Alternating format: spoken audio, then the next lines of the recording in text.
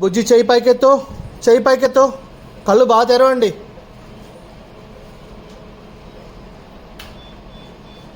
కళ్ళు బాగా తెరవండి అమ్మా, కళ్ళు బాగా తెరవాలి. కాలు సీదా పెట్టండి, కాలు సీదా పెట్టండి అమ్మా.